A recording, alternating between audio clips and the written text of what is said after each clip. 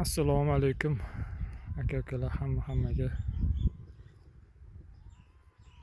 Ferma xo'jaligimiz baliqchilikka mushugimiz ham bor.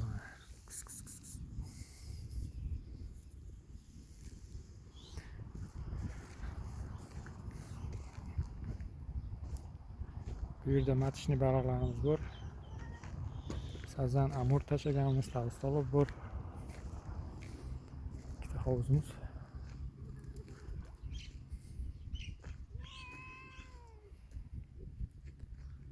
Bu joylar 1,5 sotikdan hovuz qilganmiz. Xo'jalik ko'p tarmoqli bo'lgani uchun chorvachilik, asalarichilik, parrandachilik, bog'dorchilik, yoniga endi baliqchilikni ham qo'shdik.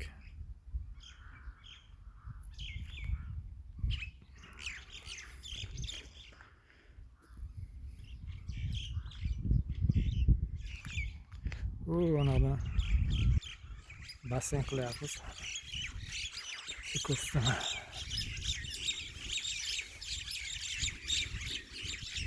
Bu hovuzdan chiqqan lichinkalarimizni mana bu joyga ko'chiramiz.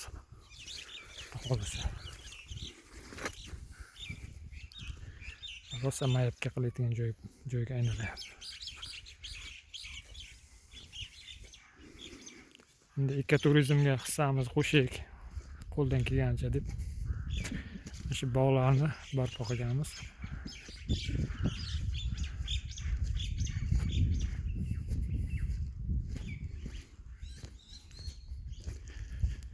Shu joyda bo'sh joyimiz bor edi. Hech narsa ekin bo'lmasdi, foydalanilmasdi. Shunga o'zi joy ochib, shu bo'sh turgan joydan ham ikkita basseyn tushadi.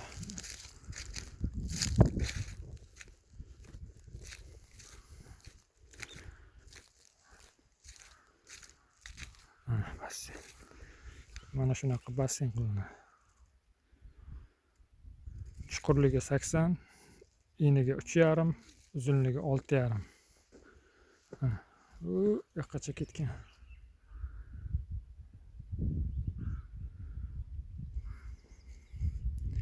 Bu yerga nasos bilan suv chiqadi.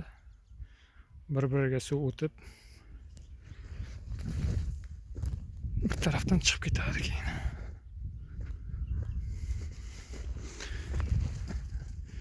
Mana ko'rib turibsizlar, ana chuqur joyi bor. Bu suv isib ketganda o'sha chuqur joyiga jon saqlaydi. Mana sayyoz joyda baliqlarimiz isinadi.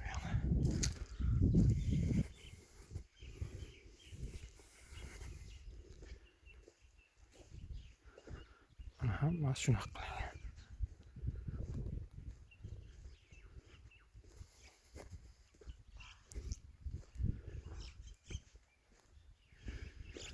Bu basseynlarda 1 oy, 35 kun, 40 kungacha saqlanadi.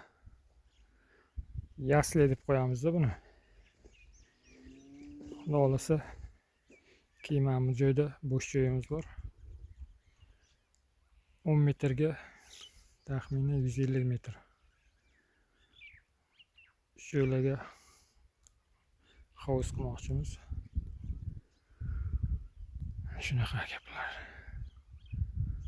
Bu taraf shaftoli bog', olma bog'. Mana bu bodomzor. Bular hali endi gullab qoladi 1-2 kunda. Bir chiroyli qilib avzor qilib beraman buni alohida.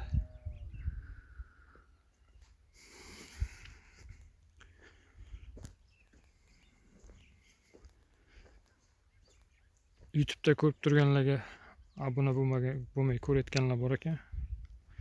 Obuna bo'lib qo'yib,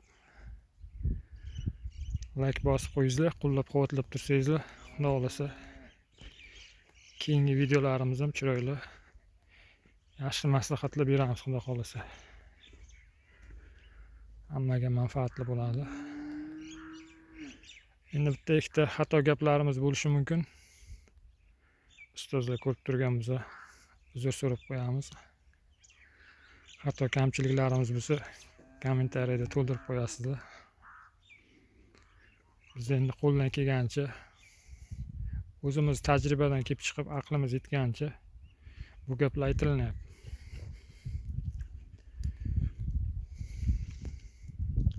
Hammaga rahmat. Sog' bo'linglar. Uchrashguncha Xudo xolasa.